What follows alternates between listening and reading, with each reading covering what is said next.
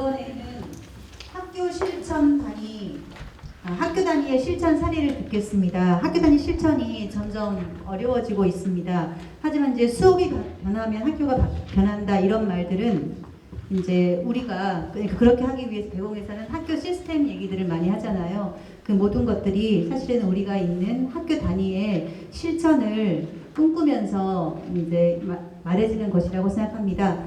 오늘은 경남의 관봉초, 광주의 월곡종 두 사례를 공유하겠습니다. 먼저 관봉초의 정주영 선생님으로부터 사례를 듣도록 하겠습니다. 박수로 맞아주세요.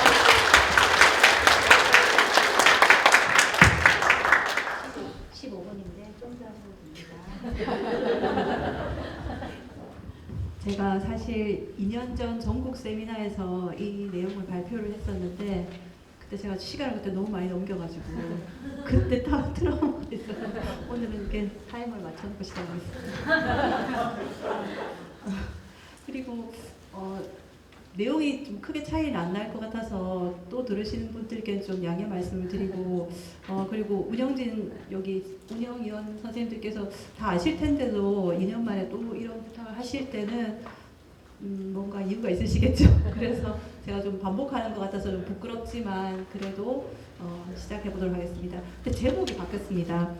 그때는 제가 이렇게 제 기억으로 한 땀 한 땀 만들어간 전문적 학습 공동체라고 제가 제목을 지었던 것 같은데 이제 조금 더 우리 학교 선생님들의 어떤 희망과 의지를 담아서 야심차게 배움의 공동체 학교 관봉초등학교라고 지금 제목을 좀 바꿔봤습니다.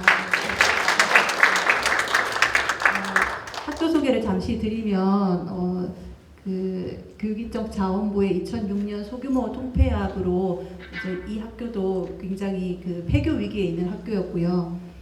근데 그때 계시던 선생님들께서 이런 다양한 교육 활동들, 다양한 체험 활동, 좀 이례적인 다양한 체험 활동, 방과 후 학교 이런 것들로 학교에 홍보를 하고 학생 수를 막 늘리셨어요. 한 80명 가까이 늘어났었고요. 그래서 이제 폐교 위기는 넘겼는데 이 학교에 좀 이렇게 악명 높은 교장 선생님이 오신다는 이야기를 듣고 진짜 2년 차인가 3년 차 되시는 저경력 선생님 한 분 남고 모두 다 이 학교를 떠나신 거예요.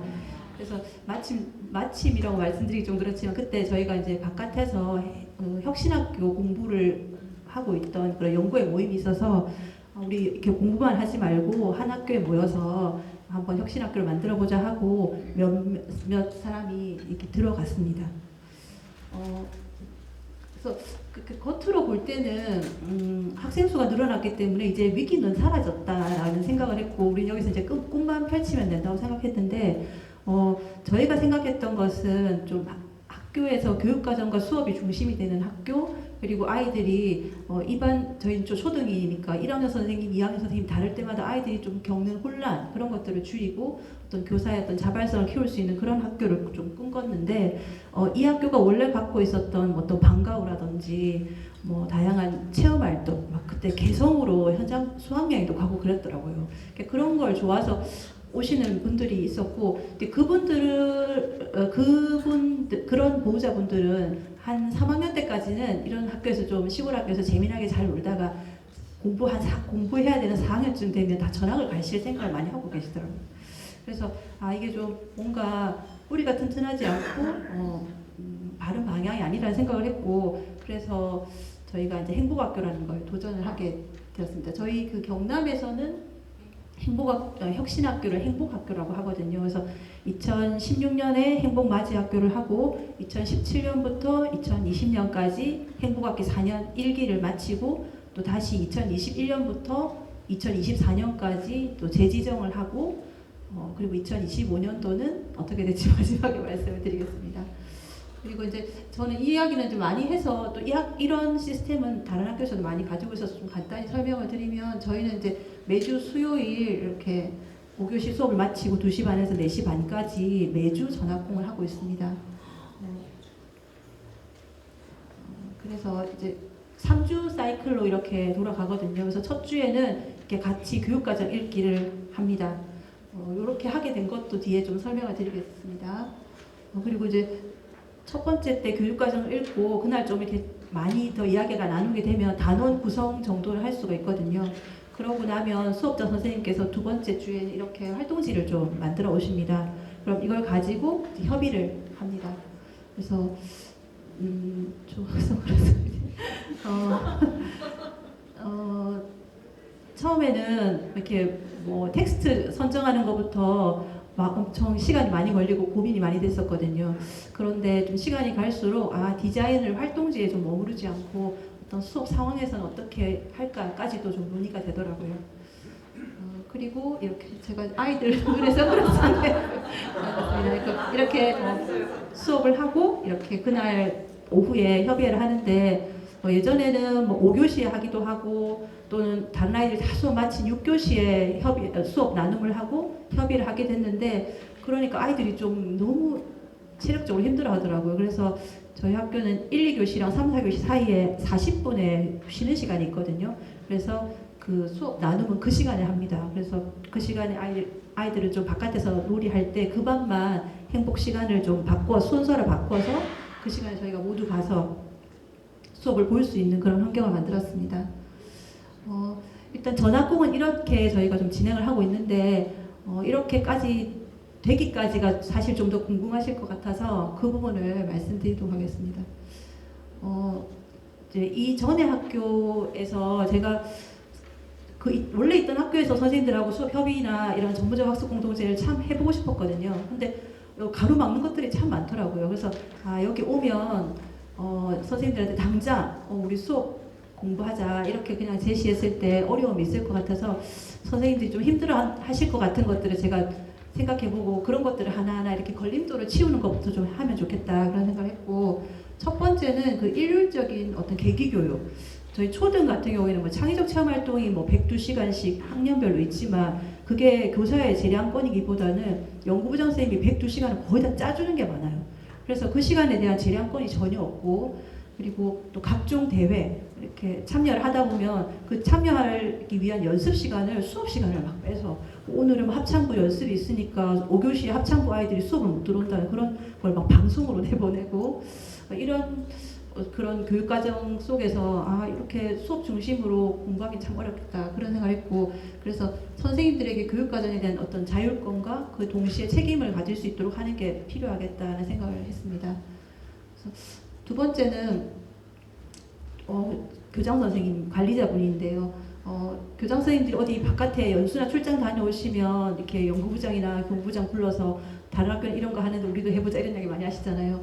그리고 예산 마련하려면 공모 많이 해서 돈을 많이 벌어와야 되니까 막 계획서까지 이렇게 주시면서 이거 해보라고 막 많이 하시잖아요. 그래서 그런 부분에 대한 어떤 민주적인 관리자 또 배움에 대한 관심이 있는 관리자 그런 분들과 같이 하고 싶다. 그래서 저희는 이제 이 부분을 처음에는 그런 계시는 교장 선생님과 저희의 철학에 대해서 책도 선물로 드리고 이런 이야기도 계속 드리면서 했는데 잘 바뀌시긴 어려우신 것 같더라고요. 그래서 그 다음에는 좀 더 좀 적극적으로 공모교장이라는 제도를 좀 활용하게 되었습니다. 그래서 공화주의적인 학교라고 할까요? 저희 나름대로는 그래서 저희가 원하는 교사 이분이 우리의 대표자나 우리의 관리자가 되었으면 좋겠다 하는 분을 공모를 같이 준비하고 그분이 우리 학교에 오실 수 있도록 같이 노력하는 게까지 되었습니다. 그래서 저희가 이제 두 번째 이용철 교장 선생님을 모시게 되었거든요.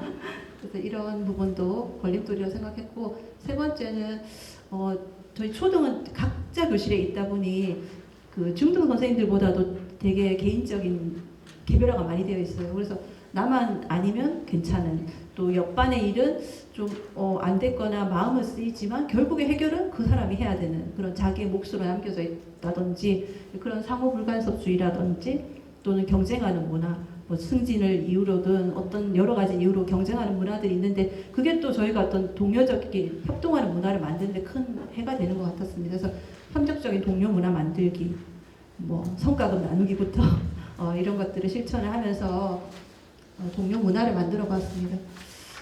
그 다음에 이제 선생님들이 이런 것들을 불필요한 것들을 없애고 나면 이제 수업 이야기를 꺼내야 될 텐데 그러면 먼저 담임에게는 업무를 줄이고 업무 지원팀을 구성해서 업무를 지원하고, 그리고 회의 구조 안에 교감 선생님들 모두 오셔서 그 안에서 모든 게 해결이 되니까 업무적인 부분에 굉장히 의사소통이 잘 이루어지니까 효율성이 굉장히 높아지더라고요. 그래서 수업 연구 시간 마련을 했던 것이고요. 또 그 다음에는 전학공 시간, 아까처럼 수요일 2시 반부터 4시 반까지는 될 수 있으면 출장, 그 다음에 어떤 개인적인 시간 내지 말고 우리 이 시간에 꼭 모이자. 대신에 다른 요일에는 절대 모이거나 회의 하지 않겠다. 이 시간만은 좀 지켜달라. 그런 부탁을 드렸고, 그리고 수업 촬영도 꼭 해서 선생님이 다시 그 수업을 한번 마음에서 보여주셨던 수업 나눔은 이렇게 촬영해서 그분이 또 큰 배움 가져가실 수 있도록 촬영을 한다든지, 컨설턴트를 모셔서 컨설팅을 받는 이런 식의 수업 나눔을 적극 지원해야 된다고 생각했습니다. 그리고 또 좀 중요하게 생각했던 게 수업을 제대로 보는 문화. 제가 중간에 2013년에 이제 관봉에 왔다가 2019년에 잠시 1년 정도 바깥에 다른 학교 갔다가 돌아왔는데, 제가 갔던 그 학교도 혁신학교였거든요.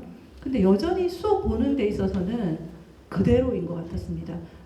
여전히 늦지막히 잠깐 수업 보고 나가는 게 예의고, 안 가면 더 예의 바른 사람이, 그런 문화가 여전히 남아 있어서 1시간 내내 수업 보기, 아니 오히려 한 5분 전에 미리 가서 수업을 볼 준비하기, 그다음에 의자가 하나씩 둘씩 이렇게 사라져도 교장 선생님 의자는 뒤에 마련되어 있잖아요. 그러니까 그것까지 다 치우기, 그리고 아이들 이제 보는 사람이 아이들 가까이 가서 대화 듣기, 이런 좀 작은 것들부터 수업을 제대로 보는 문화를 만들자고 제안을 했고, 제가 아까 했던 말씀입니다. 그렇게 했고요.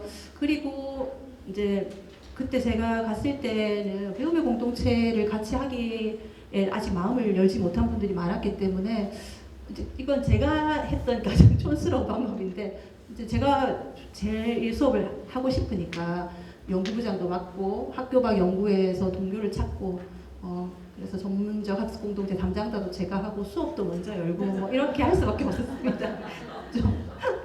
네, 이렇게 이제 시작을 했는데, 시작을 했지만 제 수업도 열었는데도 아직도 같이 해보겠다는 분이 없더라고요. 그때 제 손을 잡아주는 한 사람이 지금 여기에 있습니다. 그래서 한 명씩 만나서 뭐 이렇게 전학공 계획이니까요. 3월에 누가 하실래요? 지금은 그렇게 하거든요. 4월에 누가 하실래요? 이렇게 지금은 그렇게 할 수 있지만 그때는 1년 계획도 없었고 한 명 한 명 만나서 이번에 선생님 한번 해볼래요? 뭐 이렇게 제가 도와드릴게요. 뭐 이렇게 하면 좋을 것 같아요. 막 이렇게 해서 한 분을 동의를 얻었고, 그 선생님이 이렇게 수업을 여셨는데, 그때 그 처음 수업을 열어주신 선생님이 이철영 선생님이셨어요. 그리고 그 선생님 수업에 컨설팅을 처음 해주셨던 분이 이용철 교장 선생님이셨어요. 근데 우리 교장 선생님 컨설팅이 너무 마음에 들었나 봐요. 그래서 철영 선생님께서 이렇게 하면 또 해도 좋을 것 같다. 그리고 예전에는 그 수업 나눔을 하고 나면 평가받고 뭔가 나의 그냥 일이 하나 끝난 거였다면, 이제 교장 선생님 말씀을 드리니까 내가 어디가 부족한지 알겠다. 자기한테 되게 도움이 된다. 그런 이야기 하시더라고요. 근데 제가 수업 우리 같이 해요. 이렇게 몇 마디 말하는 것보다 이철영 선생님이 해보니까 좋았어요. 도움이 됐어요. 이렇게 말을 하니까 그 다음 사람이 보여졌어요. 그래서 철영 선생님한테는 계속해서 저는 되게 고맙게 생각하고 있습니다. 그리고 저희가 이제 작은 학교니까 한 학년에 한 명씩밖에 없어서 같이 수업 협의를 하면 좀 집중하기가 어려웠어요. 난 지금 1학년 하고 있는데 6학년 수업이 고민이 잘 안 되고, 사실 지금 생각해보면 그건 좀 말이 안 되는 건데 그때는 그렇더라고요. 그래서 뭐 남의 수업이라는 그 벽을 잘 넘을 수가 없었고, 그래서 이 부분은 어떻게 좀 해결을 할까 그런 고민을 했습니다. 그리고 수업을 끝나고 나면 협의회보다는 질문이 굉장히 많은 거예요. 선생님 그 아이는 왜 안 해요? 뭐 선생님 그때 이 활동은 왜 하신 거예요? 그러니까 그렇게만 하다 보면은 마칠 시간이 다 되어서 어떻게 협의회가 좀 질이 높아질까 이런 고민을 했을 때 교육과정을 같이 읽으면 되겠다는 생각을 이때 좀 하게 됐습니다. 그래서 같이 뭐 교과의 성격과 목표와 역량과 이런 것들을 쭉 보고 같이 수업 디자인도 했기 때문에 어떤 활동지 그런 질문에 대한 거는 좀 많이 해소가 됐어요. 그리고 같이 이 부분에 대한 이해가 있기 때문에 자기 수업이라는 마음으로 더 협의에도 참여하게 되고 수업도 볼 수 있게 되었습니다. 그리고 또 이제 계속 이제 해마다 구성원들은 바뀌니까 또 수업 공개에 대한 그런 의문들은 늘 있더라고요. 이렇게 한 번 수업 공개한다고 뭐 제 수업이 바뀔까요? 이런 질문은 늘 저희가 듣지 않습니까? 근데 그것도 수업을 공개하면서 좀 답을 얻게 되었어요. 어떤 사람의 수업은 그 배움의 공동체에서 저희가 지금 배움 중심 수업으로 하는 수업들은 그날 하루 연기로는 도저히 보여줄 수가 없더라고요. 뭐 선생님이 어떤 화려한 어떤 교재라든지 어떤 뭐 발문 이런 것들은 할 수 있지만 아이들과 함께 나누고 서로 묻고 배우는 그런 모습들은 그날 하루 연기로 도저히 나타날 수 없는 그런 부분들이어서 벌써 끝났네요.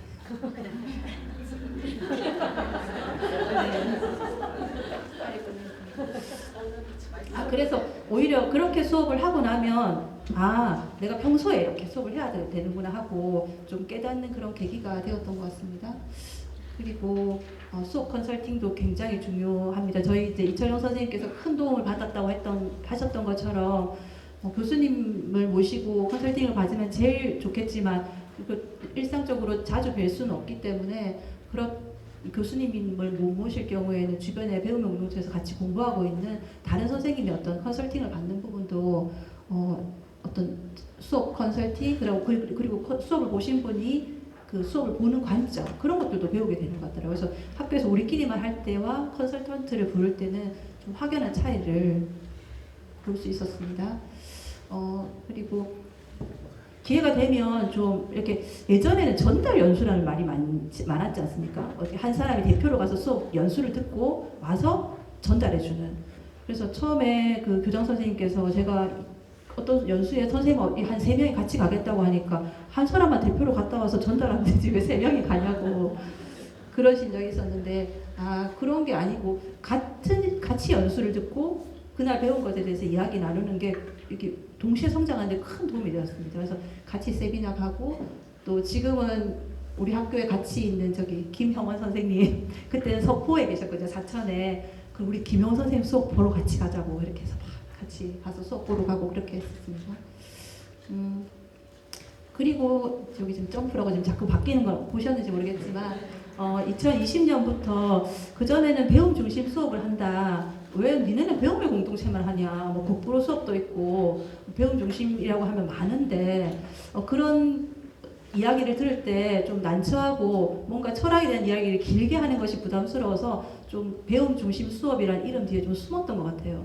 그리고 학부모님들에게도 이걸 어떻게 잘 이해할 수 있게 설명을 드릴 수 있을까 그런 좀 자신감이 부족해서 배움 중심 수업이라는 이름 뒤에 좀 숨었었는데 2020년도에는 한 2월에 저희 이제 교원들이 모두 모여서 우리가 생각하는 학교란 어떤 곳이고 교사란 어떤 일을 하는 사람이고 아이들을 우리 어떻게 바라봐야 대한 이야기를 쭉 나누고 그 학교 교육과정에 배움의 공동체 철학을 넣었습니다.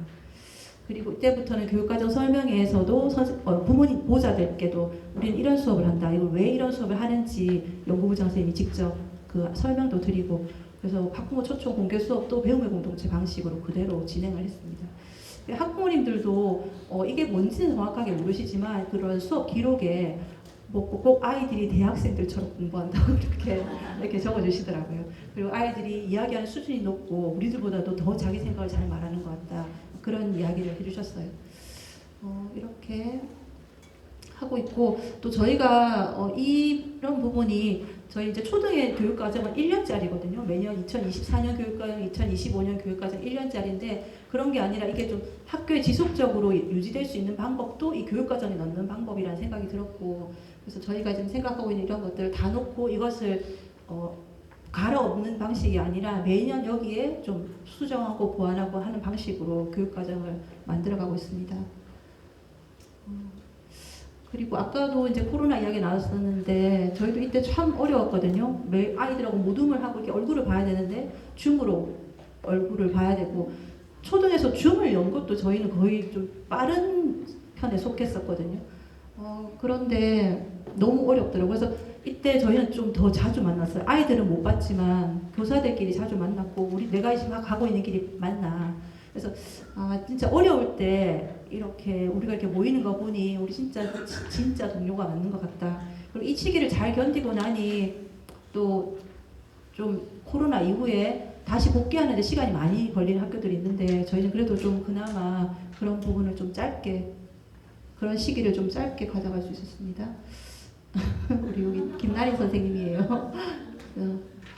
그리고 수업 공개도 좀 어려움을 나누는 관계로 좀 더 발전하더라고요. 처음에는 좀 내가 좀 잘할 수 있는 수업, 그래도 보여주는 수업이니까 좀 부끄럽고 그래서 그랬다면 갈수록 뭐 음악 감상 수업, 나는 음악 다른 수업, 표현 활동과 감상 수업 차이가 크고 난 그건 너무 어렵더라. 또는 도덕 수업에서 탐구는 가능할까, 체육에서 협동은 가능한가 이런 좀 주제를 가지고 진짜 어려운 수업들을 같이 의논하고 같이 만들어갔습니다. 이거는 체육교과에 있는 움직임 수업인데 어려워서 좀 같이 의논했던 수업이었고 이게 음악 감상 수업이었습니다. 지금은 저희 학교 교장 선생님께서 전문적 학습 공동체 담당자시거든요. 이거 밑에 수정이 안 됐네요. 안 된 게 들어갔는데 제가 여기 밑에 수정한 내용은 이렇게 적었습니다. 교장의 시선이 교사들의 시선을 이끈다. 교장 선생님이 그 학교 마당에 돌멩이나 어디 뭐 이렇게 페인트 발라진 거 그런 거 보시면 선생님들도 다 그런 게 눈에 들어오더라고요. 근데 교장 선생님께서 아이들을 보시고 수업을 중요하게 생각하시니까 저희들 다 그쪽으로 다 시선이 가게 되는 것 같고 또 전문적 학습 공동체 할 때 제일 참여하기 힘들어하시는 분이 교감 선생님이세요. 근데 교장 선생님이 담당자시니까 교감 선생님이 오십니다. 그런 부분도 그리고 제가 원래 적었던 건 우리 여기 김나리 선생님이 언젠가 교수님 연수를 들으셨을 때 학교 교장 선생님이 수업 협의회 진행자인 그런 이야기를 들은 적이 있는데 그게 너무 부러웠다 하더라고요. 그래서 올해 그걸 본인이 그 꿈을 실현을 했어요. 그래서 너무 좋다고 그런 이야기를 했었고 지금은 이매영도 좀 학교를 넘어 지금 그래서 이제 지금 저희 학교에 이제 교장 선생님 여기 운영진이 김나리 선생님, 김영원 선생님, 권민성 선생님, 저 그리고 우리 철영 선생님은 잠시 지금 다른 학교 가 있지만 운영진이 한 5-6명이 되거든요. 그런데 이렇게 해서는 우리가 지금은 모여 있으면 좋지만 같이 하지 못하는 사람들은 얼마나 좀 외로울까, 그들의 또 어려움도 잘 알고 있기 때문에 지역 연구회에 저희가 좀 다 같이 참여해서 그 운영진으로 활동을 하고 있고 같이 연수도 만들고 세미나 준비도 하고 디자인 캠프도 합니다. 그리고 이제 올해는 아까 2025년은 행복 학교에서 행복 나눔 학교로 저희가 이제 한 발 더 내딛어서 성장을 하게 되었거든요. 그래서 원래 경남 초등에서 하던 뭐 세미나라든지 디자인 캠프를 이제 관봉초등학교 주최로 하게 되었어요. 그래서 이렇게 더 많은 동료들과 수업을 나누는 그리고 함께 성장하는 그런 문화를 만들고 싶습니다. 이상입니다.